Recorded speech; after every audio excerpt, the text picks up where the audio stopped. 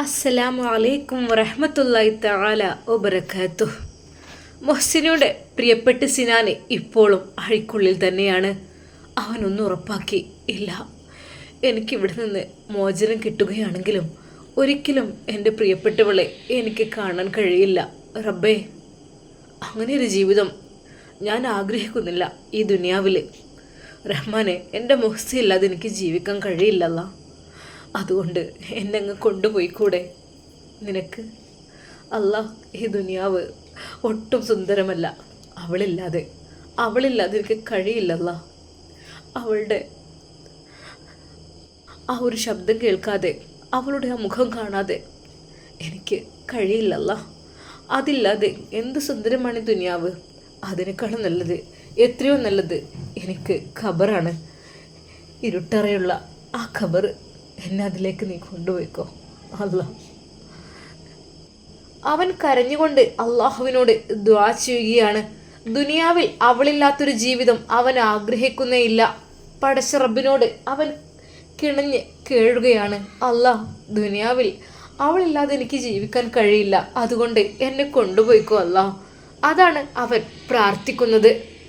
പാവം മുഹ്സിന ഇതൊന്നും അറിയുന്നില്ല. ഇന്നല്ലെങ്കിൽ നാളെ തൻ്റെ പ്രിയപ്പെട്ട പുതുമാരൻ എൻ്റെ സിനു എന്നെ തേടി എൻ്റെ അടുക്കിലേക്ക് വരും എന്ന് തന്നെയാണ് അവൾ ആഗ്രഹിക്കുന്നത്. ഒരിക്കലും അറിയുന്നില്ല അവരെ വേർപ്പെടുത്തുവാൻ വേണ്ടി ശ്രമിക്കുകയാണെന്ന്. അവൾ ആ ജനാലയുടെ പുറത്തേക്ക് നോക്കിക്കൊണ്ടിരിക്കും. ഉമ്മ ചോദിക്കും, എന്താ മോളെ എവിടെ? ഉമ്മ, ഒന്നുമില്ല. മോൾ ഇങ്ങോട്ട് പോന്നാ. മോൾക്ക് ഈ ഒരു ഓപ്പറേഷൻ ഇതൊക്കെ കഴിഞ്ഞിട്ട് അവിടെ നിന്ന് പോയിരിക്കല്ലേ, ഇങ്ങോട്ട് വാ മോളെ. ഉമ്മ അവളെ സ്നേഹത്തോടെ വിളിക്കുന്നു. എന്തൊക്കെ തന്നെയായാലും ഉമ്മാക്ക് മനസ്സിൽ വേദന ഉണ്ടാവുമല്ലോ, തൻ്റെ കുട്ടി പ്രയാസപ്പെടുമ്പോൾ. പഠിച്ചോനെ, എന്താ റബ്ബേ ഞാൻ കാട്ടുക, എനിക്കറിയുന്നില്ല. എൻ്റെ കുട്ടീൻ്റെ ഉപ്പ ഉണ്ടായിരുന്നെങ്കിൽ എന്ന് ഞാൻ ആലോചിച്ച് പോവാണ്. ആ ഉമ്മ തൻ്റെ ഭർത്താവിനെ ഓർത്തു. പഠിച്ചോനെ, എന്തൊക്കെ തന്നെയാലും ബാപ്പാർ ഉള്ള മക്കൾ എന്ന് പറഞ്ഞാൽ അത് ആ കുട്ടികൾ ഭാഗ്യമുള്ള മക്കളാണ്. പഠിച്ചോനെ, നിൻ്റെ കുട്ടിയൊക്കെ അതില്ലല്ലോ. നേരത്തെ ഇട്ടിട്ട് ബാപ്പ പോയി. ഇപ്പം ഇങ്ങനത്തെ അവസ്ഥയും ഓനെന്താ ചെയ്യുക എല്ലാം കൂടിയിട്ട്. ഉമ്മ വല്ലാതെ പ്രയാസപ്പെട്ടു. മുഹ്സിന ഉമ്മയുടെ അരികിലേക്ക് വന്നു. ഉമ്മയുടെ മടിയിൽ തലവെച്ച് അവൾ കിടന്നു. അവളുടെ കണ്ണുനീരത കവളിലൂടെ ഒലിച്ചിറങ്ങുന്നു. ഉമ്മയുടെ കയ്യിൽ ആ നനവ് തട്ടി. മോളെ, എന്തിനാ എൻ്റെ കുട്ടിക്ക് അറിയണത്? ഉമ്മ, ഞാൻ പിന്നെ എന്താ ഉമ്മ ചെയ്യുക? ശരിക്ക് എൻ്റെ കുട്ടിക്ക് അറിയില്ലേ. പഠിച്ചോൻ്റെ ഒരു പരീക്ഷണങ്ങളാ കൂട്ടിയാൽ മതി. സാരമില്ല, ഒക്കെ വിദ്യയായിരിക്കും. സിനാൻ ജയിലിലാണെന്ന് അറിഞ്ഞപ്പോൾ ഉമ്മാക്കും നല്ല പ്രയാസമുണ്ടായിരുന്നു, വേദനയുണ്ടായിരുന്നു. പഠിച്ചോനെ, അത്ര വലിയ ശിക്ഷ ഒന്നും കൊടുക്കേണ്ടില്ലായിരുന്നു, ഒന്നും വേണ്ടില്ലായിരുന്നു. പണ്ടും പൈസയും ഒന്നും വേണ്ട. പാവാണ്, രക്ഷപ്പെടട്ടെ, വേറൊരു പെണ്ണെ കെട്ടി ജീവിച്ചോട്ടെ. എന്തൊക്കെ തന്നെയല്ല, അങ്ങനെ കായില്ലേ. ഒരാളെ ശിക്ഷിക്കണ്ടല്ല ഞങ്ങൾ കാരണം കൊണ്ട്. ഉമ്മാൻ്റെ കുട്ടി ഓനെ മറന്നാളെ. കാരണം എന്തൊക്കെ തന്നെയാലും നിങ്ങൾ ഒരുമിച്ചാൽ ഇനി ഓരോ പ്രശ്നങ്ങൾ വരും. ഉമ്മ, എനിക്ക് ആവില്ല ഉമ്മ. അവൾ കരഞ്ഞുകൊണ്ട് ഉമ്മയോട് പറഞ്ഞു. പടച്ച റബ്ബേ, ഇനി എന്താണ് ചെയ്യുക? എനിക്കൊന്നും അറിയണില്ലല്ലോ അല്ലാ. ഡോക്ടറൊക്കെ പ്രത്യേകം പറഞ്ഞിട്ടുണ്ട്, ഇനി അങ്ങനൊന്നും പറഞ്ഞേക്കരുത്, നിങ്ങൾ ശ്രദ്ധിക്കണം മോളുടെ ഭാവി കാര്യങ്ങളെന്നൊക്കെ. എന്തെങ്കിലുമൊക്കെ ആയി തീർന്നാൽ ഇനിയും ഡോക്ടർമാരടുത്ത് കൊണ്ടുപോകുമ്പോൾ പഠിച്ചോനെ, എന്തപ്പോൾ ചെയ്യാം? ഉമ്മക്ക് സമാധാനമില്ലായിരുന്നു. തൻ്റെ മകളുടെ ടെൻഷൻ ഓർത്ത് അതിലേറെ വിഷമം ഉണ്ടായിരുന്നു. എന്നാൽ ഈ സമയം അതാ സിനാൻ്റെ വീട്ടിൽ ഉപ്പ ഓരോന്ന് ആലോചിക്കുകയാണ്. എന്തൊക്കെ തന്നെയായാലും തൻ്റെ പ്രിയപ്പെട്ട മകനെ മോചിതനാക്കണം. അതിന് വേറെ വഴിയൊന്നുമില്ല.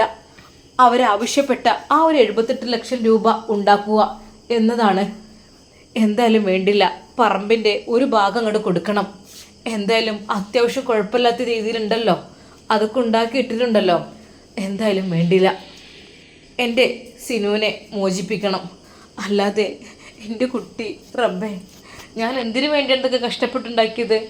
എൻ്റെ മക്കൾക്ക് വേണ്ടിയിട്ടെന്നല്ലേ. ആ ഉപ്പ അതിനു വേണ്ടി ഒരുങ്ങുന്നു. എന്നാലും ആ സ്വർണ്ണാഭരണം എൻ്റെ മോനെടുക്കുമെന്ന് എനിക്ക് തോന്നേയില്ല. ഓനെന്തിനത്? എനിക്കെൻ്റെ ഭാര്യനെ തന്നെ സംശയം. ഉപ്പാക്ക് ദേഷ്യവും സങ്കടവും വരുന്നു. റഷീദ, എന്താ മനുഷ്യ, എനിക്ക് സത്യം പറഞ്ഞൂടെ? എവിടെയാണ് ആ ഗോൾഡ്? നിനക്കറിയോ? എന്തെങ്ങളെ കഥ? ഇതെന്താ കട്ടവനെ കിട്ടിയില്ലെങ്കിൽ കിട്ടിയവനെ പൊക്കുവാന്നോ? അങ്ങനെയൊക്കെ എന്താ പറഞ്ഞൊരു പഴഞ്ചൊല്ലും കാര്യങ്ങളൊക്കെ ഉണ്ടല്ലോ. അതേപോലെ അല്ല ഇപ്പം നിങ്ങളെ കഥ. പറഞ്ഞപ്പോൾ ലെവലില്ലാതെ നിൽക്കണല്ലേ? ഉമ്മ ദേഷ്യത്തോടെ പറയുന്നു. റഷീദ, ഒന്ന് വേണ്ട, എനിക്കെൻ്റെ കുട്ടിയെ മോചിപ്പിക്കണം. എന്തൊക്കെ എത്ര വില കൊടുത്താണെങ്കിലും എനിക്കെൻ്റെ കുട്ടീനെ അങ്ങനെ വിടാൻ പറ്റൂല. അതിനുള്ള നഷ്ടപരിഹാരമൊക്കെ ഞാൻ കൊടുത്തിട്ട് എൻ്റെ കുട്ടിയെ ഇറക്കണം. നിങ്ങളെ മോനെ ഇറങ്ങാതിരിക്കുക എന്തേലും ചെയ്തോട്ടെ, ഒരു കുഴപ്പമില്ല. പക്ഷേ ഓൽ രണ്ടാൾ ഒരുമിച്ച് ജീവിക്കാൻ ഞാൻ സമ്മതിക്കൂല കേട്ടോ. അത് എൻ്റെ കൺമുമ്പിൽ പറ്റൂല. നിങ്ങൾ എന്ത് തന്നെ കാട്ടിയാലും വേണ്ടിയില്ല. എന്തിനാ റഷീദ നീ ഇങ്ങനെ? അവർ ജീവിച്ചോട്ടെ. അവർ എന്ത് തെറ്റ് ചെയ്തിട്ടാ? പിന്നെന്തിനാ ഇവളെ കൂടെ എന്താ ഓനക്ക് പറ്റൂലല്ലോ? ആ പാവപ്പെട്ട ആ പെൺകുട്ടീൻ്റെ ഒപ്പം തന്നെ ജീവിക്കണം എന്ന് എന്താ ഓനക്ക് ഇത്ര വലിയത്? റഷീദ, ഈ പഠിച്ചോനെ മറന്ന് സംസാരിക്കരുത് കേട്ടോ, ഒരിക്കലും. ഞാൻ എന്നിട്ട് എന്ത് വേണമെന്നാണ് നിങ്ങൾ ഈ പറയണത്? റഷീദ, നിനക്കറിയാം തോണ്ടല്ല, നീ എന്നെ കബളിപ്പിക്കാണ്. ദേ, ഓരോന്നും പറഞ്ഞുണ്ടാക്കണ്ട കേട്ടോ ഇനി. എനിക്കറിയാം ഇവിടെ എവിടെയോ ഉണ്ട്, എവിടേക്കോ നീ അത് ഒളിപ്പിച്ച് വെച്ചതാണ്, എനിക്ക് തോന്നുന്നത് അതാണ്. പിന്നെ ഇപ്പോൾ എത്തി എൻ്റെ തലയിലേക്ക് എത്തിയോ? ഒന്നും മിണ്ടാതിരിക്കുന്നുണ്ടോ നിങ്ങൾ? ഷാഹിന അപ്പോഴങ്ങോട്ട് ഇറങ്ങി വന്നു. എന്താ ഉമ്മ പ്രശ്നം? മോളെ, മറ്റോളെ സ്വർണ്ണാഭരണങ്ങൾ കാണാനില്ല എന്നൊക്കെ പറഞ്ഞിട്ട് പിന്നെ നേർക്കാണ് എല്ലാവരും എടുക്കണത്. ഉമ്മ, നിങ്ങൾ കണ്ടിട്ടുണ്ടോ മോളെ? ഞാൻ എങ്ങനെ? അപ്പോൾ ഉമ്മയല്ലേ എന്നോട് സ്വർണ്ണാഭരണത്തിൻ്റെ പെട്ടി ചോദിച്ചത്? ഞാൻ എടുത്ത് വെച്ചോളാം എന്ന് പറഞ്ഞിട്ട്. അപ്പോൾ ഞാൻ തരാത്ത കൊണ്ടല്ലേ അപ്പോൾ ഉമ്മാൻ്റെ കയ്യിൽ നിന്ന് നഷ്ടപ്പെട്ടത്? എങ്ങനെ നഷ്ടപ്പെട്ടത് ഉമ്മ? ഒന്നും കൂടി നിങ്ങൾ ചെക്ക് ചെയ്ത് നോക്കി, നിങ്ങൾ വെച്ച സ്ഥലം എവിടെയെങ്കിലും മാറിയിക്കണോ നോക്കി. ഷാഹിനയുടെ ചോദ്യത്തിന് മുമ്പിൽ ഉമ്മ പരുങ്ങി. മോളെ, എന്ത് ഇതാക്കാന്? ഞാൻ വെക്കാനൊക്കെ വെച്ചിട്ടുണ്ട് അൽമറിയിൽ തന്നെ, ശരിയാണ്, കാണാനില്ലല്ലോ. എന്നാലും ഉമ്മ, അത് കുത്തിപ്പൊളിച്ച് പോയ ഒരു അടയാളൊക്കെ കാണാണ്ടാവൂലേ? അങ്ങനെയാണെങ്കിൽ കള്ളന്മാരും ഉണ്ടാവുകയാണെങ്കിൽ ചാവി നിങ്ങളെടുത്തല്ലേ? ചാവിയൊക്കെ എൻ്റെ അടുത്ത് ഭദ്രമായതിനെ പിന്നെ എങ്ങനെ പോയി എന്നപ്പോൾ ഞാൻ ആലോചിക്കണത്. അതൊന്ന് തുറന്നെടുത്തുക്കണാവോ? അപ്പം നിങ്ങളെ കയ്യിൽ തന്നെ അല്ലേ? അതൊന്നും പറയാൻ പറ്റില്ല. നമ്മളിപ്പോൾ എവിടേക്കൊക്കെ പോണത്? ഉമ്മ പെട്ടെന്ന് അങ്ങനെ വിഷയം മാറ്റി. ഇനിയിപ്പോൾ എന്താ ചെയ്യുക? അവളും സിനാൻ്റെ ഭാഗം കൂടുന്നു. ഞാനിപ്പോൾ എന്താ ഇന്ത്യ നൃത്തത്തിൻ്റെ അതിര്? എന്നോട് പറഞ്ഞു ഒരു പെണ്ണുണ്ട്, എന്നിട്ട് നീയും കൂടെ വേണം, അങ്ങനെ തറവാട്ടിൽ പിറന്ന പെണ്ണെന്നൊക്കെ പറഞ്ഞ് അങ്ങനെയാണ് ഇപ്പോൾ ഞാൻ ഇങ്ങോട്ട് എന്നെ കെട്ടിക്കൊണ്ട് വന്നത്. പക്ഷേ ഇവിടെ എത്തിയിട്ടിപ്പോൾ സിനും ഇല്ല, ഒന്നുമില്ല. എന്താ പിന്നെ ഒരവസ്ഥ? ഞാൻ ഇവിടെ നിൽക്കണേ എന്താ ഇപ്പോൾ ഒരു അതിര്? ഞാൻ എത്രയെന്ന് കരുതിയിട്ട് അങ്ങനെ നിൽക്കുക? ഷാഹിനയുടെ ആ ഒരു ചോദ്യത്തിന് മുമ്പിൽ ഉമ്മ ശരിക്കും ഞെട്ടി. മോളെ, അതൊക്കെ നമുക്ക് ഓൻ വരുവേ, ഓൻ ഇറക്കുക. അതിനിപ്പോൾ ഒരു 10-78 ലക്ഷം രൂപ വേണം. ഇനിയിപ്പോൾ ഓൻ്റെ ബുദ്ധിമോശം കൊണ്ടാക്കാണ്ട് വിറ്റ് പോയി എന്ന് വിചാരിച്ചോ? ഇനിയിപ്പോൾ ഒരു അത്ര പൈസ ഉണ്ടാക്കണ്ടേ? പൈസ ഉണ്ടാക്കിയാൽ പിന്നെ ഇപ്പോൾ കുഴപ്പമൊന്നുമില്ലല്ലോ. അല്ല മോളെ, നിങ്ങളൊക്കെ വലിയ ജന്മിമാരും പ്രമാണികളൊക്കെ അല്ലേ നിങ്ങൾക്കൊക്കെ? ആ ഉമ്മ, ഞങ്ങൾക്കത് ഇഷ്ടം പോലെ തോട്ടും കാര്യങ്ങളും വരുമാനം ഒക്കെ ഉണ്ട്. പിന്നെ എനിക്ക് പിന്നെ അങ്ങോട്ട് പോകാൻ താല്പര്യമില്ലാത്തതെന്ന് വെച്ചാൽ ഉമ്മ ഇപ്പോഴൊക്കെ വിദേശത്ത് പോയതാണ്. അപ്പോൾ പിന്നെ ഞാൻ പിന്നെ അതുകൊണ്ട് പിന്നെ ഇനി വന്നിട്ട് പോകുമെന്ന് വിചാരിച്ചിട്ടാണ്. വിളിക്കലും പറലൊക്കെ ഉണ്ട്. മോളെ, കുറച്ച് പൈസ കിട്ടുകയാണെങ്കിൽ സിനാനെ മോചിപ്പിച്ച് നിങ്ങൾക്ക് രണ്ടാൾക്കും ഒരുമിച്ച് അങ്ങോട്ട് മോളെ ഈ കാര്യം ഒന്ന്. പെട്ടെന്ന് അത് കേട്ടുകൊണ്ട് ഉപ്പ അങ്ങോട്ട് പറഞ്ഞു. റഷീദ, എന്താടി നീ പറയണത്? ഷാഹിനിയുടെ മുമ്പിൽ നിന്ന് റഷീദ് ഉമ്മയെ ഉപ്പ ചീത്ത പറഞ്ഞു. ഓഹോ, അത്രക്കങ്ങ് പിച്ചക്കാരി ആയിപ്പോയോ നീയേ? ഒരു 78 ലക്ഷം വിൽക്കാനേ 1 ഏക്കർ സ്ഥലമൊന്നും വിൽക്കേണ്ട ഒരു ആവശ്യമില്ല. എൻ്റെ തെങ്ങിൻതോപ്പിനൊരു ഭാഗം കൊടുത്താൽ മതി, അത് ഞാൻ കൊടുത്തോളാം. ദേ മനുഷ്യ, നിങ്ങൾ വേണ്ടാത്ത പരിപാടിക്കൊന്നും നിൽക്കണ്ടട്ടാ. അതൊക്കെ നല്ല വരുമാനം ഉള്ളതാണ്.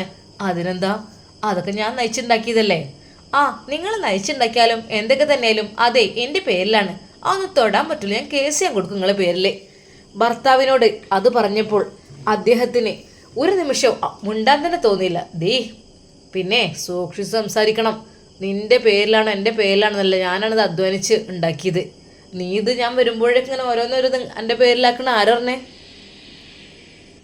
സ്ഥലം എന്നൊക്കെ പറഞ്ഞാൽ ബുദ്ധിമുട്ട് വരുമ്പോൾ വിൽക്കാനുള്ളതാണ്, അതിന് വേണ്ടിയിട്ട് വാങ്ങിയിട്ടത്, അല്ലാതെ കുറേ ഇത് അനുഭവിക്കാനൊന്നല്ല. നമ്മളെ മകൻക്ക് ഇങ്ങനെ ഒരു ബുദ്ധിമുട്ട് വന്നു, ആ ഒരു സ്ഥിതിക്ക് എന്ത് വേണം, കുറച്ച് സ്ഥലം വിറ്റിട്ട് അങ്ങനെ ചെയ്യും. ഞാനത് ചെയ്തിരിക്കും. നിങ്ങൾ ചെയ്യണേ, എനിക്കൊന്ന് കാണണം. പിന്നെ നിങ്ങൾക്ക് ആ പൈസ ഉണ്ടാക്കാൻ ഒരു പണിയില്ല, ഒന്നാണ് ഗൾഫിക്ക് പോയപ്പോരെ, അങ്ങനെ ഉണ്ടാക്കിയാണ് മോനെ മോചിപ്പിച്ചോളി. അങ്ങനെയുണ്ടൊരു ഓപ്ഷൻ. ശരിക്കും ഷാഹിന റൂമിൽ നിന്ന് അത്ഭുതപ്പെട്ടു. പഠിച്ച റബ്ബേ, അവർ ഇത്രയൊക്കെ ഉണ്ടായിട്ടും ഈ തള്ളയുടെ ഒരു പിശുക്ക് കണ്ടില്ലേ. ഇപ്പം മോനെ മോചിപ്പിക്കാനെന്ന് പറഞ്ഞിട്ട് എന്നോട് വരെ, അയ്യേ, ഞാൻ എൻ്റെ അവസ്ഥ ഇങ്ങനെ അറിഞ്ഞു കഴിഞ്ഞാലേ എന്നോട് സിനാൻ പറഞ്ഞ പോലെ ഞാൻ നിൽക്കുന്നത്. എനിക്ക് മാസത്തിൽ എൻ്റെ സാലറി കിട്ടുന്നുണ്ട് 30,000 രൂപ. പ്രത്യേകിച്ച് പണിയും കാര്യങ്ങളും ഇല്ല. ഇവിടെ ജസ്റ്റ് ഒന്നിങ്ങനെ മരുമകളായി നിൽക്കാന്നുള്ള റോളേ എനിക്കുള്ളൂ. അധികം വൈകാതെ ഇവിടുന്ന് പോകേണ്ടി വരും. അതാണ് ഇപ്പോൾ തോന്നുന്നത് മട്ടം കണ്ടിട്ട്. സത്യം പറഞ്ഞാൽ സിനാനെ ജയിലിൽ കൊണ്ടുപോയത് അത് അവൾക്കും നല്ല വിഷമം ഉണ്ടാക്കിയിരുന്നു. പാവം, നല്ല ചെക്കനായിരുന്നു, നല്ല മോനായിരുന്നു. എനിക്ക് എൻ്റെ സാലറിയും കാര്യങ്ങളും എല്ലാം ചെയ്ത് എനിക്ക് തരുന്ന നല്ലൊരാളായിരുന്നു. പാവം, ഇങ്ങനത്തെ ഒരു ഉമ്മാനെ ഞാൻ കണ്ടിട്ടേ ഇല്ല. എങ്കിലും ഉമ്മയുടെ മുമ്പിൽ നിന്ന് അവൾ അതൊന്നും കാട്ടിയില്ല. അവൾ നല്ല ഗമയിൽ തന്നെയാണ് അപ്പോഴൊക്കെ നടക്കുന്നതും. പെട്ടെന്നതാ ഉപ്പയുടെ ഫോണിലേക്ക് അതാ ഒരു കോൾ വരുന്നു. ആരപ്പത്? ഹലോ, ഞാൻ മുഹ്സിനിയുടെ ആങ്ങളെയാണ്. ശരി, എന്തൊക്കെ വർത്താനം? അൽഹംദുലില്ലാ, റാഹത്ത് തന്നെയാണ്. ഞാൻ വിളിച്ചെന്തെന്ന് വെച്ചാലേ, മുഹ്സിനി സിനാനിപ്പോൾ ഇങ്ങനെ വേർപെട്ട് നിൽക്കുന്നതിൻ്റെ ഒരു ഇതുമില്ല. അതായത് ഇങ്ങനെ വെറുതെ ഭാര്യയും ഭർത്താവായിട്ട് ഇങ്ങനെ നിൽക്കേണ്ട ഒരു ആവശ്യമില്ലല്ലോ. അപ്പോൾ ഡൈവേഴ്സ് ആക്കുകയാണെങ്കിൽ എന്തെങ്കിലുമൊക്കെ എനിക്ക് ചെയ്യായിരുന്നു എൻ്റെ പെങ്ങളെ. നിങ്ങൾ പിന്നെ നിങ്ങളുടെ ഇഷ്ടം പോലെ എന്താ വെച്ചാൽ കാട്ടിക്കൂട്ടിക്കോളെ. കാരണം ഓൾക്കൊരു ബുദ്ധിമുട്ടുള്ള ജീവിതത്തിൽ വരരുത്. ഓളൊരാളെ കയ്യിൽ ഏൽപ്പിക്കാതെ എനിക്ക് സമാധാനമില്ല. അതുകൊണ്ടാണ്. ഉപ്പ ശരിക്കും അത് കേട്ട് ഒന്ന് ഞെട്ടിയെങ്കിലും വിചാരിച്ചു, ആയിക്കോട്ടെ, ആ കുട്ടി രക്ഷപ്പെടട്ടെ. ഈ നരകത്തേക്ക് എൻ്റെ ഭാര്യയുടെ മുമ്പിലേക്ക് ഒരിക്കലും ഞവൾ വരരുത്. എന്നെ വരെ ചവിട്ടി പുറത്താക്കണ ഇതാണ് ഇപ്പോൾ ഉള്ളത്. എന്തായാലും വേണ്ടില്ല, എനിക്കെൻ്റെ സ്വത്ത് വിറ്റിട്ടെങ്കിലും എൻ്റെ കുട്ടിയെ രക്ഷിക്കണം. അതാണ് ഞാൻ ആഗ്രഹിക്കുന്നത്. എന്നാൽ ഈ സമയം ഉപ്പ അതാ ഒരാൾക്ക് വിളിക്കുന്നു, സ്ഥലമൊക്കെ അളക്കുന്ന ആളിനെ. ഒന്ന് വരണം. എന്തിയുടെ സ്ഥലം? പുതിയത് വാങ്ങാതെ വിൽക്കുക അല്ല, ഒന്ന് നോക്കാനായിരുന്നു. അങ്ങനെ അതാ അദ്ദേഹം വീട്ടിലേക്ക് വരുന്നു. ഉമ്മ അതൊന്നും കണ്ടിട്ടില്ല. എൻ്റെ തോട്ടത്തിൻ്റെ ആ മൂലയിലുള്ള തെങ്ങുംതോപ്പ് അതൊന്ന് അളക്കണം. ഒരു കോടിൻ്റെ അടുത്ത് കിട്ടുകയാണെങ്കിൽ ഓക്കെ, നമുക്ക് ആ ഭാഗം ഒന്ന് കൊടുക്കായിരുന്നു. എന്തിയടാ ഇപ്പോൾ ഈ ഒരു കോടിക്ക് എന്ത് ഇത്ര വലിയ അർജൻറ്റ്? മകൻ ജയിലിലായ കാര്യമൊന്നും അവർ അറിയുന്നേ ഇല്ല. അതല്ലേ, അതൊരു അത്യാവശ്യത്തിന് വേണ്ടിയിട്ടാണ്. ഇവിടെയൊക്കെ നല്ല പൊന്നിൻ്റെ വിലല്ലേ, സെൻറ്റിന് 10-12 രൂപ ഉണ്ട്. അപ്പോൾ അധികം ഒന്നും കൊടുക്കേണ്ടി വരൂല. നല്ല ടീമുണ്ടെങ്കിൽ ഒന്ന് കൊണ്ടുവരേ, കാരണം നമുക്ക് അത്യാവശ്യമാണേ. അല്ല ബഷീറേ, ഇതൊക്കെ ഇപ്പം എൻ്റെ പെണ്ണുങ്ങളെ പേരിലല്ലേ ഈ സ്ഥലമൊക്കെ കെടുക്കണത്? അതിപ്പോൾ മൂപ്പത്തേരെ ഇഷ്ടത്തിനാണോ? എങ്ങനെയാണ്? അതൊന്നല്ല കാക്ക, അതൊക്കെ എൻ്റെ ഇഷ്ടത്തിനാണ്. അത് നടക്കൂലല്ലോ. അതിപ്പോൾ ഓളെ പേരിലാകുമ്പോൾ ഓള് സമ്മതിക്കാതെ ഇപ്പോൾ ഇങ്ങനെ അതിന് നിന്നിട്ട് കാര്യമുണ്ടോ? ഞാനെന്തൊക്കെ തന്നെയാലും ഒരു വക്കീലിലൊക്കെ പോയി കാണട്ടെ, എന്നിട്ട് കാര്യങ്ങൾ ഇങ്ങനെയൊക്കെ ഒന്ന് പറയട്ടെ. അല്ലാതെ അതൊന്നും പറഞ്ഞിട്ട് കാര്യമില്ല. ഒരാളെ പേരിലായി കഴിഞ്ഞാൽ പിന്നെ അതിൻ്റെ അവകാശം മുഴുവനും ഓർക്കാണ്. അല്ലാതെ നമ്മൾ വാങ്ങിക്കൊടുത്തുന്നോ നമ്മൾ അധ്വാനിച്ചെന്നോ അതവിടെ വരുന്നില്ല. എന്തേ വെറുതെ നിൽക്കണോ? അയാളുടെ ആ ഒരു സംസാരം കേട്ടപ്പോൾ ശരിക്കും ഉപ്പാക്ക് നിരാശ തോന്നി. റബ്ബേ, എൻ്റെ ഒരു ബുദ്ധിമോശം. ഞാൻ അവിടെ പോയി കഷ്ടപ്പെട്ട് ഉണ്ടാക്കിയതൊക്കെ എനിക്കൊരു ഉപകാരത്തിന് കിട്ടണില്ല റബ്ബേ. എന്ത് സമയത്താണ് ഞാൻ അവളെ അങ്ങനെ വിശ്വസിച്ചത്? ഒരിക്കലും മക്കളെ ഭാര്യമാരെന്ന് വിചാരിച്ചിട്ട് എല്ലാ സ്വത്തുക്കളും ആർക്കും എഴുതി കൊടുക്കരുത്. കാരണം അങ്ങനെയൊക്കെ ആയിക്കഴിഞ്ഞാൽ പിന്നെ നമ്മൾക്കൊരു ബുദ്ധിമുട്ടുന്ന സമയം വരുമ്പോൾ അവരുടെ അടുത്തുനിന്ന് 5 പൈസ കിട്ടൂല. അതൊരു ഉദാഹരണമാണ് ഞാൻ. എടാ ബഷീറെ, ഈ ചെയ്തത് പറ്റ പോയത്താണ്. ഈ ഒരു പരിപാടി ഒരു ആണുങ്ങളും ചെയ്യരുത് കേട്ടോ. ഇപ്പം എന്തായി? അനക്കെൻ്റെ ആവശ്യത്തിന് വെക്കാൻ കഴിയുന്നുണ്ടോ? ഇല്ലല്ലോ. ഒക്കെ ഓളെ കെയർ ഓഫിലല്ലേ. ഒന്ന് ചോദിച്ചു നോക്ക്, അതിനനുസരിച്ച് ചെയ്യാം. എന്നാൽ ഉപ്പ സ്ഥലമളക്കാൻ നിന്ന ആ ഒരു ഭാഗത്തേക്ക് അതാ ഒരു കാലടി വെച്ച കേൾക്കുന്നു. ഉപ്പ തിരിഞ്ഞു നോക്കി. പടച്ചിറബ് റഷീദ. അല്ല എന്തപ്പോൾ ഇവിടെ തേങ്ങ മൂത്തക്കണമൊക്കെ വന്നാണോ? അല്ല, ഈ ഭാഗം കുറച്ച് കൊടുക്കേണ്ട ആവശ്യമുണ്ട്. ഉപ്പ പറഞ്ഞു. അതെ, ഇതിമ തൊട്ടു പോവരുത് കേട്ടോ, ഇതൊക്കെ എൻ്റെ പേരിലാണ്. ആ ബ്രോക്കറുടെ മുമ്പിൽ വെച്ച് തന്നെയാണ് അത് പറഞ്ഞത്. എൻ്റെ പേരിലുള്ള സ്ഥലം ഞാൻ തൊട്ട് കഴിഞ്ഞാലേ വിവരം അറിയും. നിങ്ങളും മോൻ്റെ പോലെ. റഷീദ, അവൾ മിണ്ടിയില്ല. അതെ, അഴി എണ്ണേണ്ടി വരുമെന്നാണ് ഞാൻ പറഞ്ഞത്. വെറുതെ വേണ്ടാത്തിന് നിൽക്കണ്ട. ഇതിലൊന്നും തൊട്ടു പോവരുത്. ഞാൻ നടപടി എടുക്കും ഇതിനെതിരെ. വേണ്ടെന്നല്ല, ഭർത്താവെന്ന് ഞാൻ നോക്കൂല. അവളുടെ ആ ഒരു ശബ്ദം അത് ശരിക്കും മറ്റേയാൾ കേൾക്കുന്നത് ഉപ്പാക്ക് വല്ലാത്തൊരു നാണം തോന്നി. ബഷീറെ, പെട്ടുപോയല്ലടാ. എന്തിനാണ് ഇതിനൊക്കെ വെച്ചുകൊണ്ട് നിൽക്കണേ? എൻ്റെ ജീവിതകാലം മുഴുവൻ ഇവിടെ പോയിന്ന് കൂട്ടിക്കോ. വെറുതെ അധ്വാനിച്ചുണ്ടാക്കി പെണ്ണുങ്ങളെ പേരിലാക്കി ഇപ്പോൾ ഒരു കാര്യത്തിനും. ഞാനായിട്ട് നിങ്ങളിതിൽ ഇടപെടുന്നില്ല. നിങ്ങളെ ബുദ്ധിമോശം കൊണ്ട് ചെയ്തു പോയതാണ്. ഇനി പറഞ്ഞിട്ട് കാര്യമില്ല. അയാളതാ തിരിഞ്ഞു നടക്കുകയാണ്. ശരിക്കും ഉപ്പയുടെ എല്ലാ പ്രതീക്ഷകളും നഷ്ടപ്പെടുകയാണ്. റഷീദ, ഇതെല്ലാം ഞാനുണ്ടാക്കിയതാണ്. അതുകൊണ്ട് എനിക്ക് അത്യാവശ്യം വന്നതിന് എനിക്ക് സ്ഥലം കൊടുത്തേ പറ്റൂ. പിന്നെ നിങ്ങൾക്ക് എന്താ കുഴപ്പമുള്ളത്? നിങ്ങൾക്ക് എന്തെങ്കിലും നിങ്ങളുടെ ശരീരത്തിന് വല്ല കുഴപ്പമുണ്ടോ? അത് പറയും. എന്തെങ്കിലും ഉണ്ടോ? കയ്യിനോ കാലിനോ കേടുണ്ടോ? ഇല്ലല്ലോ. അധ്വാനിക്കാനുള്ള ശേഷി നിങ്ങൾക്ക് ഉണ്ടല്ലോ. ഈ ഒരു പ്രായത്തിൽ ഞാൻ എന്ത് അധ്വാനിച്ച് നേടാനാണ്? അതെ, ഒരു അറബിത്തള്ളുണ്ടല്ലോ, മോൻക്ക് പെണ്ണിനെ സെറ്റാക്കി തന്നേ. അങ്ങോട്ട് കയറിക്കോളി, നല്ല വാരി കോരി കിട്ടും. പോയിക്കോളി. കണ്ടില്ലേ എത്ര സ്വർണം ഡയമണ്ട് ഇതൊക്കെ കൊടുത്തിരുന്നത്? കാണാലത്തിനിപ്പോൾ നമ്മളെ കുറ്റം പറയാൻ പറ്റൂലല്ലോ. അതെ, അങ്ങോട്ട് പോയിക്കോളി. അത് നിങ്ങൾക്ക് നല്ലത്. അവിടെ പാത്രം മോരെങ്കിൽ നിങ്ങൾക്ക് ജീവിക്കാം. പോയിക്കോളി. ഇവിടെ നിങ്ങൾ നിൽക്കണം. നിന്നിട്ടെന്താ? ഞാൻ എപ്പോഴോ പറഞ്ഞേക്കണം ഗൾഫ് പോകാൻ വേണ്ടിയിട്ട്. എനിക്കുള്ളതൊക്കെ ഞാൻ അധ്വാനിച്ചുണ്ടാക്കി വീടും സ്ഥലവും എല്ലാം ആക്കി ഒരു ഷോപ്പ് ഇട്ടതിന് ശേഷമാണ് ഞാനിവിടെ നിന്നത്. ഇനി ഈ ഒരു പ്രായത്തിൽ നീ എന്നെ എങ്ങോട്ടാണ് പറഞ്ഞേക്കുന്നത്? വിളച്ചൊന്നും എൻ്റെ അടുത്ത് വേണ്ട. ഈ ഒരു സ്ഥലത്തു നിന്ന് ഒരു തരി മണ്ണെടുക്കുന്നത് എനിക്കിഷ്ടമല്ല. അഥവാ എടുത്തു കഴിഞ്ഞാൽ ഞാൻ കേസിൻ്റെ വഴിക്ക് പോകും. പിന്നെ ഞാൻ പറഞ്ഞല്ലോ, മോൻ്റെ കൂടെ അഴി എണ്ണേണ്ട അവസ്ഥയായിരിക്കും. എന്തേ? അതും പറഞ്ഞ് റഷീദ അതാ വീട്ടിലേക്ക് തന്നെ പോകുന്നു. മൂദേവി ഇതൊക്കെ കണ്ടുപിടിച്ച് വന്നിക്കണ്. എന്താ റബ്ബേ സാധനം? ഏത് സമയത്താണ് റഹ്മാനിൻ്റെ തലയിൽ അത് എടുത്തു വെക്കാൻ തോന്നിയത്? എനിക്കറിയണല്ലോ. വല്ലാത്തൊരു ബുദ്ധിമുട്ടാണ് അതിനെക്കൊണ്ട്. ഒരു സമാധാനത്തിൽ ജീവിച്ചിട്ടില്ല. എന്നും അങ്ങനെ തന്നെ. തൻ്റെ പ്രിയപ്പെട്ട മകൻ്റെ അടുക്കലേക്ക് അന്നതാ ഉപ്പ പോകുന്നു. സിനാൻ, സിനാനെ വിളിക്കുന്നുണ്ട്. അങ്ങനെ അതാ ആ പിതാവ് സിനാനെ കാണുവാൻ വേണ്ടി ആ ഒരു ജയിലിൻ്റെ അഴികളിലൂടെ സിനാൻ പിടിച്ച് ഉപ്പ എന്ന് പറഞ്ഞ് വിളിക്കുന്നു. മോനെ. ഉപ്പയുടെ കണ്ണുകൾ നിറഞ്ഞൊഴുകി. ഉപ്പാൻ്റെ പൊന്നു മോനെ, ഉപ്പാനോട് ക്ഷമിക്കണം. എന്താ ഉപ്പ? അല്ലേ, എൻ്റെ കുട്ടീനെ ഇറക്കാനുള്ള ക്യാഷും ഇതൊക്കെ ഉപ്പ സെറ്റാക്കാൻ വേണ്ടി നിൽക്കണടാ. പക്ഷേ വീട്ടിലത്തെ ഒരു 5 സെൻറ്റ് സ്ഥലം പോലും തൊഴാൻ ഉമ്മ സമ്മതിക്കണില്ല മോനെ. ചിലപ്പോൾ ഉപ്പ പോകും നിനക്ക് വേണ്ടിയിട്ട്. ഉപ്പ വേണ്ട, ഞാൻ ജയിലിൽ കിടന്നോളാം ഉപ്പ. എനിക്ക് ദുനിയാവിൽ വന്നിട്ട് എന്താ ഉള്ളത്? എനിക്ക് പുറത്തിറങ്ങിയ ഒന്നുമില്ലല്ലോ മോനെ. നീ അങ്ങനെ പറയല്ലേ ഉപ്പ. ഞാൻ ഇവിടെ കഴിഞ്ഞോളാം. എനിക്ക് സങ്കടമാവും പുറത്തിറങ്ങി കഴിഞ്ഞാൽ. പൊന്നു മോനെ, ഉപ്പാൻ്റെ കുട്ടി എന്നും ഈ ഒരു അവസ്ഥയിൽ അതെനിക്ക് കാണാൻ കഴിയില്ലടാ. ഉപ്പങ്ങൾ വിഷമിക്കല്ലേ. ഇവിടേക്ക് എത്രയോ ഫ്രണ്ട്സുകളൊക്കെ ഉണ്ട്. പക്ഷേ വല്ലാത്തൊരു ചില സമയത്തുള്ള ഒരു വേദന മോനെ. അതൊക്കെ ശരിയാവും. എൻ്റെ കുട്ടി വിഷമിക്കല്ലേ. ഉപ്പാൻ്റെ കുട്ടിക്ക് വേണ്ടിയിട്ട് ഉപ്പ പോവാണ് കേട്ടോ. സിനാൻ ഞെട്ടിപ്പോയി. ഉപ്പ എങ്ങോട്ട്? ഞാൻ അറബി ഉമ്മേൻ്റെ അടുത്തേക്ക് പോവാണിടാ. അല്ലാതെ വഴിയില്ല ഉപ്പ. ഉപ്പ പോവേ? ഉപ്പ ഞാനും വരുന്നുപ്പ. എനിക്കും. പൊന്നു മോനെ, പനകുട്ടി, എന്തായാലും ഇൻഷാ അല്ലാഹ് നമുക്ക് പോകാം. അതേ മുമ്പായിട്ട് കാര്യങ്ങളൊക്കെ പറഞ്ഞ് ഒപ്പിട്ട് നമുക്ക് ശരിയാക്കിയിട്ട് പോകാം. ആരോടും പറയണ്ട, ആരും അറിയണ്ട.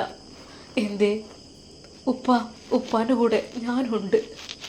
എനിക്ക് അല്ലാതെ ഇവിടെ നമ്മുടെ നാട്ടിൽ നിൽക്കാൻ ഒട്ടും താല്പര്യമില്ലപ്പാ. മോനെ, ഇൻഷാ അല്ലാഹ് ഉപ്പ കാര്യങ്ങളൊക്കെ ഒന്ന് സംസാരിക്കട്ടെ. അറബിച്ചോട് കേട്ടോ. ആ അറബി ഉമ്മ അവർ വളരെയധികം നല്ല സ്വഭാവത്തിനുടമയാണ്. പൊന്നുമോനെ, ഒരിക്കലും എനിക്കിനി ഇങ്ങോട്ട് തിരിച്ചു വരാൻ ആഗ്രഹമില്ലടാ. ഉപ്പ അതെന്താ അങ്ങനെ? അവിടെ നിൽക്കുക, അവിടെ പണിയെടുത്ത് അവിടെ മരിക്കണം, അതേ ആഗ്രഹമുള്ളൂ. അല്ലാതെ ഈ നാട്ടിലുള്ള ജീവിതം പൊന്നുമോനെ എനിക്കും ഒട്ടും സന്തോഷകരമല്ല. ഉപ്പയുടെ സങ്കടം നിറഞ്ഞ ആ ഒരു വാക്കുകൾ. അപ്പോഴേക്കും അതാ അവിടെ ടൈം പൂർത്തിയായിരിക്കുന്നു. സിനാൻ, സമയമായിട്ടുണ്ട് കേട്ടോ. ഒരിക്കൽ കൂടി തൻ്റെ പ്രിയപ്പെട്ട ഉപ്പയെ തിരിഞ്ഞു നോക്കിക്കൊണ്ട് അവൻ ആ ജയിലറക്കുള്ളിലേക്ക് അതാ കടന്നു പോകുന്നു. ഉപ്പ വിതുമ്പിക്കരഞ്ഞു, അല്ലാ, എൻ്റെ കുട്ടി എത്രമാത്രം സുഖത്തിൽ ജീവിച്ചു തരുന്നല്ല. എൻ്റെ കുട്ടീൻ്റെ ഒരു വിധി കണ്ടില്ലേ പഠിച്ചറമ്പേ. അല്ലാ, മുഅ്മിനീങ്ങൾക്ക് ദുനിയാവ് നരകാണെന്ന് മുത്ത് ഹബീബ് സല്ലല്ലാഹു അലൈഹി വസല്ലം പറഞ്ഞിട്ടുണ്ടല്ലോ. അതായിരിക്കും എൻ്റെ കുട്ടിക്ക്. ആ പിതാവ് കണ്ണീരോടെ അതാ വീട്ടിലേക്ക് മടങ്ങുന്നു. വീട്ടിലേക്ക് പോകുവാൻ തോന്നുന്നില്ല. തൽക്കാലം മോൾട്ടിയുടെ അടുക്കലേക്കൊന്ന് പോകാം. അങ്ങനെ അതാ ഉപ്പ മോൾട്ടിയുടെ അടുക്കലേക്ക് കുട്ടികൾക്കുള്ള സ്വീറ്റ്സും കാര്യങ്ങളെല്ലാം വാങ്ങിക്കൊണ്ട് അങ്ങോട്ട് പോകുന്നു. കാറ് അവരുടെ മുറ്റത്തേക്ക് കയറി ഇറങ്ങുമ്പോൾ ഉമ്മ, ഉപ്പപ്പ വന്നിട്ടുണ്ട്, ഉപ്പപ്പ ഉപ്പപ്പ എന്ന് പറഞ്ഞ് ആ മക്കൾ സന്തോഷത്തോടെ അതാ ഉപ്പയുടെ അടുക്കലേക്ക്. അല്ലാ, എവിടെ? ആ ഉപ്പ, അസ്സലാമു അലൈക്കും. വലൈക്കും അസ്സലാം. മോളെ, ഉപ്പാൻ്റെ കണ്ണുമുഖമൊക്കെ എന്താ വല്ലാണ്ടിരിക്കുന്നത്? ഏയ് ഒന്നുമില്ല മോളെ, ഞാൻ ഇവിടെ ഇരുന്നോളാം. അല്ലുപ്പ, അങ്ങോട്ട് കയറിയിരിക്കി. അപ്പോഴേക്കും അവളുടെ ഉമ്മയും ഓടി വന്നു. പഠിച്ചവനെ കുറേ കാലമായാലും കണ്ടിട്ട്. മാഷാല്ലാ, എന്തൊക്കെയുണ്ട് വർത്താനം? സുഖല്ലേ? ആ, ഇവരെ മരുവൻ അടുത്താഴ്ച വരുന്നുണ്ടെന്നൊക്കെ പറഞ്ഞു. പിന്നെ എന്ന് വെച്ചാൽ കുട്ടികളില്ല, എനിക്ക് പൊറുതിയേടാണ്, എനിക്കൊരു സമാധാനമില്ല. ഇനിയിപ്പോൾ ഓല് പോയി കഴിഞ്ഞാൽ 2-3 കൊല്ലം കഴിഞ്ഞിട്ടൊക്കെ വരുള്ളൂ. ഇറ്റങ്ങളൊക്കെ പിന്നെ കാണാൻ പൂതിയായിട്ടാണ്. അതാണ് പിന്നെ ഇവിടെ ഇങ്ങനെ നിൽക്കണത്. അങ്ങനെയല്ലേ? ഇൻഷാ അല്ലാ. അല്ല, എന്തിപ്പോൾ പെരീത്ത് വർത്താൻ എന്തൊക്കെ? സുഖമല്ലേ? അൽഹംദുലില്ലാ, സുഖം. തൻ്റെ പ്രിയപ്പെട്ട ആങ്ങള ജയിലിലാണ് എന്നുള്ള കാര്യം ആരും അവിടെ അറിഞ്ഞിട്ട് പോലുമില്ല. അത് മോൾട്ടി പറഞ്ഞിട്ടുമില്ല. കാരണം പറഞ്ഞു കഴിഞ്ഞാൽ എന്തൊക്കെയോ വല്ല തെറ്റുകുറ്റങ്ങൾ ചെയ്തതാണെന്ന് അവർ ഊഹിക്കും. അതുകൊണ്ട് തന്നെ ആ കാര്യം മോൾട്ടി പറഞ്ഞിരുന്നില്ല. മോൾട്ടിയും ഉപ്പയും സംസാരിച്ചു കൊണ്ടിരിക്കുന്നു. ഉപ്പ, മോളെ, പനകുട്ടിനോട് ഉപ്പാക്കൊരു കാര്യം പറയാണ്ട്. എന്തി ഉപ്പ? ഉപ്പ പോവാട്ടോ. എവിടേക്ക്? ഉപ്പ ആദ്യം പണിയെടുത്തില്ലേ, അറബിയമ്മല്ലേ, അങ്ങോട്ട് പോവാണ്. ഉപ്പ, അപ്പോൾ ഷോപ്പൊക്കെ ആരെ നോക്കുക? ഒന്നും എനിക്കറിയില്ല, ആരെങ്കിലുമൊക്കെ ഏൽപ്പിച്ച് പോവാം, ആർക്കെങ്കിലും ഉപകാരപ്പെടട്ടെ. അല്ലപ്പ, എന്ത് പെട്ടെന്ന് ഇങ്ങനൊരു തീരുമാനം? ഒന്നുമില്ല മോൾട്ടിയെ, അത് ഒന്നുമില്ല. ഒരു പക്ഷേ ആ കാര്യം പറഞ്ഞാൽ അത് മോൾട്ടിയുടെ ഹസ്ബൻഡ് കൊടുക്കും എന്ന് ഉപ്പാക്കറിയാം. പക്ഷെ വേണ്ട, എൻ്റെ കുട്ടിയെ രക്ഷപ്പെടുത്തുന്നത് ഞാൻ തന്നെ അധ്വാനിച്ച ക്യാഷ് കൊണ്ടായാൽ മതി എന്നാണ് ആ ഉപ്പ വിചാരിക്കുന്നത്. ഉപ്പ പോട്ടെ, ഉപ്പാക്ക് മനസ്സമാധാനത്തോടെ നിൽക്കാൻ കഴിയില്ല മോളെ, എന്താ ചെയ്യുക? ഉമ്മ, ഉപ്പ ഇനിയും പോവാണോ കഷ്ടപ്പെടാൻ? ഞങ്ങൾക്കൊക്കെ വേണ്ടി കഷ്ടപ്പെട്ടു. നമ്മൾ എത്ര പാവങ്ങളായിരുന്നുപ്പാ. നമ്മൾ ഇത്രയും വലിയ വീടും സ്ഥലവും കാര്യങ്ങളും എല്ലാം വാങ്ങി ഉപ്പാക്ക് റെസ്റ്റിലിരിക്കേണ്ട സമയമല്ലപ്പോൾ ഈ സമയത്ത് ഇനിയും അധ്വാനിക്കാൻ പോവാണോ? മോളെ, ഉപ്പാക്ക് പോകണം, മരിക്കോളം പണിയെടുക്കാലോ. ഉപ്പ പോട്ടെ. ഉപ്പ, എന്ത് നിങ്ങളീ പറയുന്നത്? അതെ മോളെ, ഉപ്പ പോവാണ്, കാര്യങ്ങളൊക്കെ ഒന്ന് ശരിയാക്കട്ടെ, വിസിൻ ടിക്കറ്റും കാര്യങ്ങളും ഒക്കെ റെഡിയാക്കണം.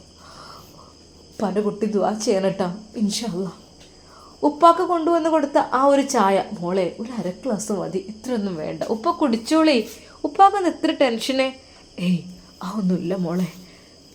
ഉപ്പ വളരെയധികം വിഷമത്തോടെ അതാ അവിടെ നിന്ന് ഇറങ്ങുന്നു. മക്കളെല്ലാം ഉപ്പയുടെ പിന്നാലെ. ഉപ്പ പോവാണോ? അതേ മക്കളെ. മക്കളുടെ നെറുകയിൽ ചുംബിച്ചു. മോൾട്ടിയുടെയും. പനകുട്ടി സുഖമല്ലേ പനകുട്ടിക്ക്? അൽഹംദുലില്ലാ, നല്ല സുഖമാണിപ്പാ. പിന്നെ അടുത്ത ആഴ്ച ഇക്ക വരികയും ചെയ്യും. പിന്നെ ഒരാഴ്ച എന്നിട്ട് ഞങ്ങൾ ഒരുമിച്ച് പോവാണ്. ആയിക്കോട്ടെ, എല്ലാവരും നല്ല രീതിയിൽ ജീവിക്കും. ഉപ്പ, മറ്റേ കാര്യം എന്തായി? എന്താ മോളെ പറയാം? ഡൈവേഴ്സിൻ്റെ വക്കത്തിലാണത്. അതിനിപ്പോൾ സിനാൻ അതും കൂടെ അറിയുമ്പോൾ ഒന്ന് എൻ്റെ കുട്ടി ഹൃദയം പൊട്ടി എന്തെങ്കിലും ആവുമോയെന്ന് എനിക്ക് പേടി. തൽക്കാലം ഒന്നും അറിയണ്ട. ഉപ്പാക്ക് നല്ല സങ്കടം മോൾട്ടിക്കും. പഠിച്ചോനെ അല്ലാ, എൻ്റെ കുട്ടിയെ നീ കാത്തുരക്ഷിക്കല്ല. മോളെ ഉപ്പ ഇറങ്ങ കേട്ടോ.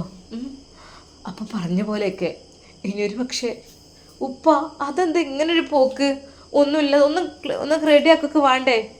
അതൊക്കെ റെഡി ആയിക്കോളും മോളെ, അതിനൊന്നും ഇത്ര വലിയ പണിയില്ലല്ലോ, പണ്ടത്തെ പോലെ അല്ലല്ലോ. ഇൻഷാ അല്ലാ. സിനാൻ്റെ ഉപ്പ വീണ്ടും പ്രവാസ ലോകത്തേക്ക് കടക്കുവാൻ വേണ്ടി പോവുകയാണ്.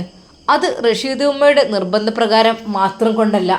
അതെ, അവരുടെ നഷ്ടപ്പെട്ട സ്വർണ്ണാഭരണങ്ങളുടെ തുക തിരികെ കൊടുക്കണമെന്ന ആ വാശിയിലാണ് തൻ്റെ പ്രിയപ്പെട്ട മകനെ മോചിപ്പിക്കുകയും വേണം. എനിക്ക് എൻ്റെ കുട്ടിയേ ഉള്ളൂ, അതാണ് ആ ഉപ്പ ആഗ്രഹിക്കുന്നതും.